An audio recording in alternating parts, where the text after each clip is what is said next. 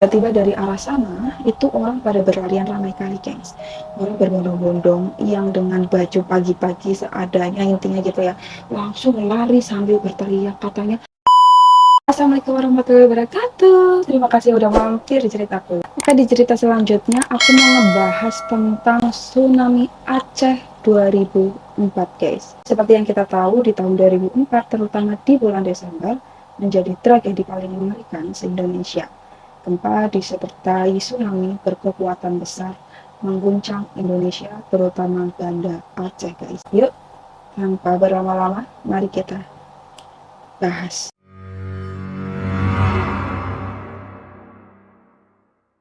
Nah, sebelum masuk ke ceritanya, aku sedikit bahas nih tentang isu soal kemarin yang baru-baru ini tuh beredar di media sosial tentang gempa besar.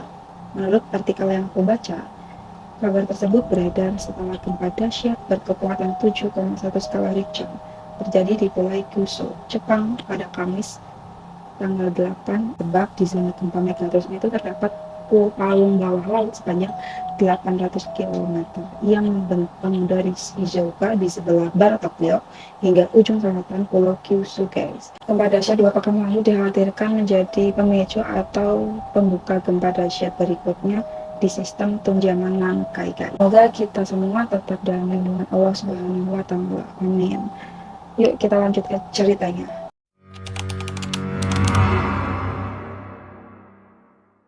Oke guys, dari sumber data Statista menyebut Indonesia tuh menempati urutan kedua sebagai negara paling banyak dilanda gempa. Hal itu disampaikan oleh BMKG yang menyampaikan bahwa berdasarkan data Statista periode 1990 sampai dengan 2024, Indonesia tuh berada di urutan kedua dengan 166 kali gempa besar setelah Tiongkok yang sebanyak 186 kali gempa, guys. Nah, dilihat dari letak geologis, Indonesia ini berada di lalu lintas aktivitas pertemuan 3 lempeng tektonik besar, yaitu lempeng Indo-Australia, lempeng Eurasia, dan lempeng Pasifik, guys. Di mana pertemuan antar lempeng inilah yang mengakibatkan beberapa daerah di Indonesia rawan terjadi gempa bumi.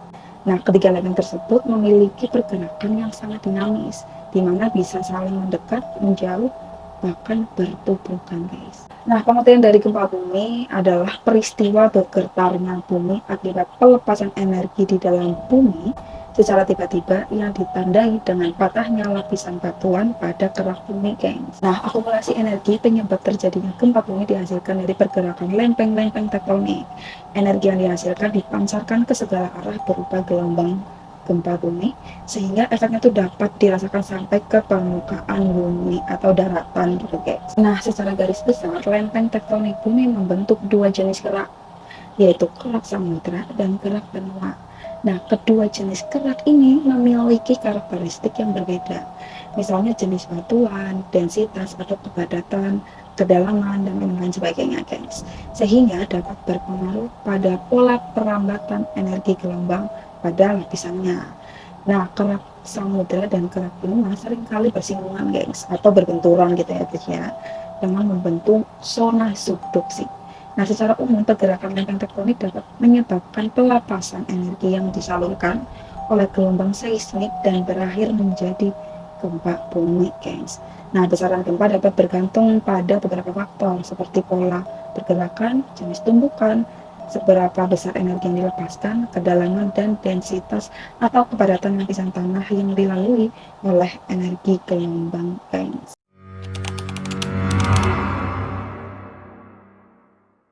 Nah, gempa bumi dan tsunami Samudra Hindia 2004 atau lebih dikenal sebagai gempa bumi dan tsunami Aceh, gengs, adalah peristiwa gempa bumi berskala besar yang terjadi pada pukul 7 lebih 58 menit 53 detik, gengs, waktu Indonesia Barat pada hari Minggu tanggal 26 Desember tahun 2004, geng. Nah, gempa berskala 9,1 sampai 9,3 dalam skala kekuatan magnitudo dan memiliki durasi guncangan terlama, gengs.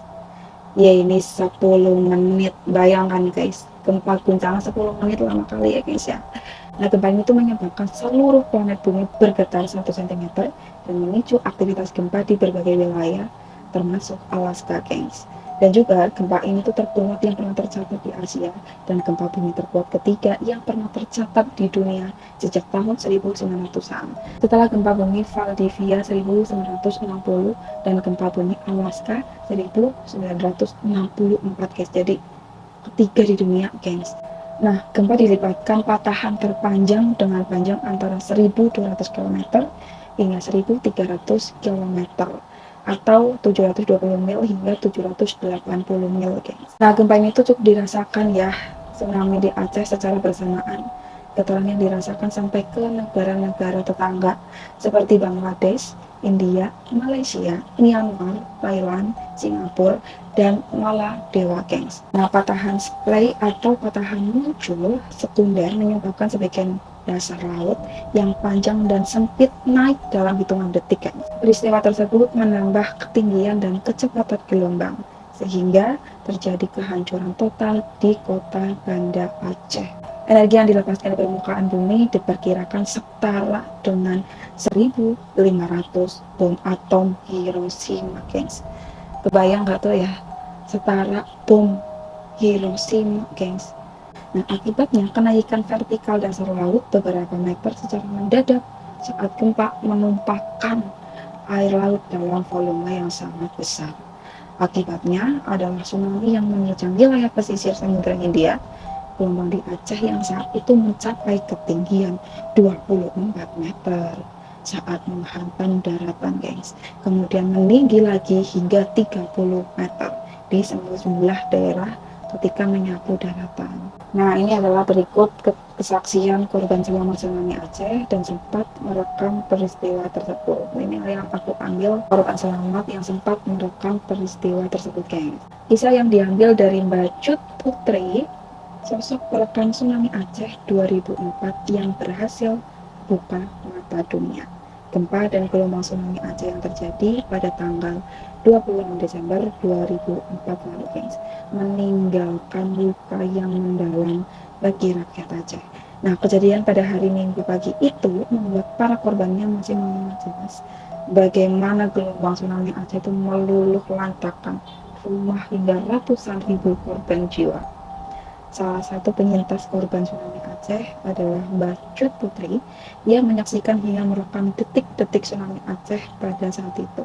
Air tsunami yang melewati kediamannya yang berlokasi di Kampung Uang Jameh, Kecamatan Jaya Baru, Banda Aceh. Nah, Mbak Cut Putri adalah wanita yang kala itu menetap di Jakarta tadinya.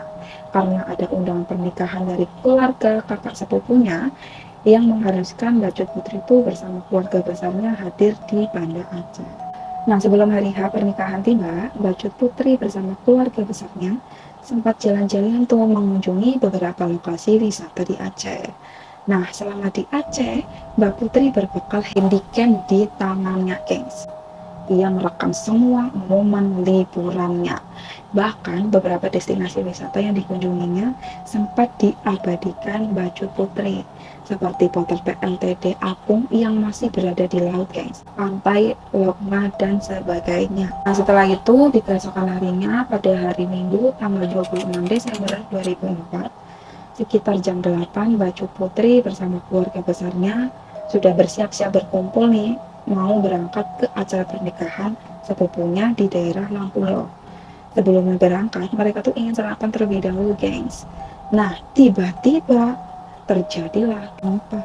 Nah, di situ Mbak Cut Putri beserta beberapa keluarganya keluar dari rumah yang mana rumah itu berlantai 2. Nah, beberapa saudaranya ada yang masih istirahat, belum sempat turun, yang kala itu Mbak Cut Putri sambil manggil-manggil sambil keluar rumah, gengs. Turun, cepatlah turun, ada gempa, kira-kira gitu, gengs. Nah, Mbak Cut Putri yang saat itu lari keluar tak lupa nih membawa handycam kamera di tangannya, gengs. Pokoknya tuh kamera tuh di genggamannya terus, gengs.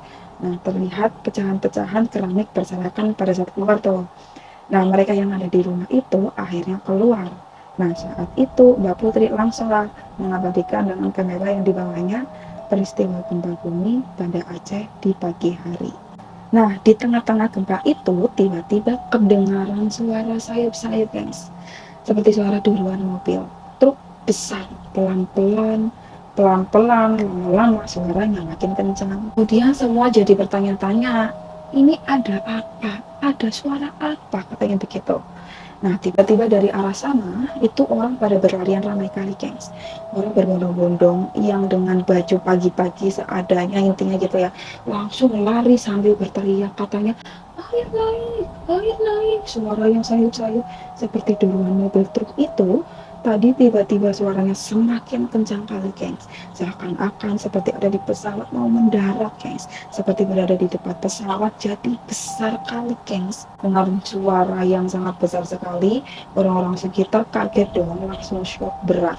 Akhirnya sambil berlarian, orang-orang sambil kebingungan. Ini sebenarnya apa yang terjadi? Dengan rasa kebingungan, seketika abinya Mbak Putri berteriak, naik ke atas, naik ke atas. Begitu, gengs. Karena punya pengalaman tersendiri saat berada di Papua pada kala itu, tapi tidak sebesar di Aceh pada saat itu, gengs. Nah, pada kala itu tidak semua sempat naik ke atas, karena kebingungan kalau misalnya naik ke atas rumah ini ditakutkan rumahnya roboh. Sedangkan kalau tidak naik, mau lari pun lari kemana, gengs? Karena kejadiannya tuh di tengah gempa. Jadi sambil bergoyang-goyang, sambil berlarian semua naik ke atas dan sambil kebingungan juga, gengs. Nah, jadi secara bersamaan gempa itu dilanjutkan suara besar sekali lagi ya. Kayak pesawat itu tepat mendarat di depan mereka. Nah, dengan kepanikan tersebut, Mbak Cut Putri beserta keluarga naik ke atas beserta tetangga-tetangganya gitu, gengs. Nah, ketika semuanya tuh kerabat serta tetangganya yang kebetulan berada di situ sudah duluan naik, semua ya udah naik semua dengan hati yang besar, Mbak Cut Putri turun ke bawah untuk memastikan tidak ada orang yang tertinggal. Nah, di saat Mbak Cut Putri itu memastikan turun, ternyata masih ada 3 orang anak, gengs. Ya, yang mana terlihat bingungan dan kayak kehilangan kesadaran gitu, gengs. Nah, saat itu juga Mbak Cut Putri langsung diraih itu anak ketiga tersebut dan bawa ke atas, gengs.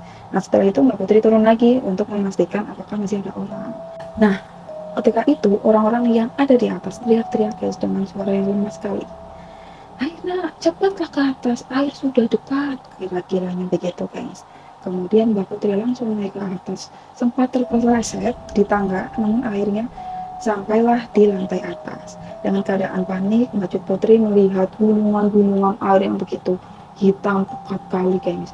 Dan tak lupa untuk merekam semua peristiwa itu. Dia menggunakan handycam, dia merekam semuanya apa yang terjadi di peristiwa tersebut. Nah, Mbak Cut Putri berniat untuk merekam karena ia pikir tidak semua orang tuh punya kesempatan ditakdirkan berada di atas.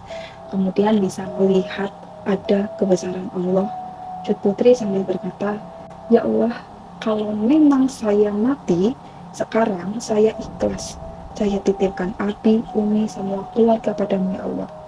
Cuma satu saja, tolong izinkan saya merekam kejadian ini. Nanti kalau memang rumah ini roboh dan saya ikut masuk ke dalam air, ya Allah, video ini atau perekam ini saya titip kepadamu, ya Allah. Tolong sampaikan kepada dunia agar dunia tahu betapa maha besarnya Engkau, kata Mbak Cut Putri begitu, gengs.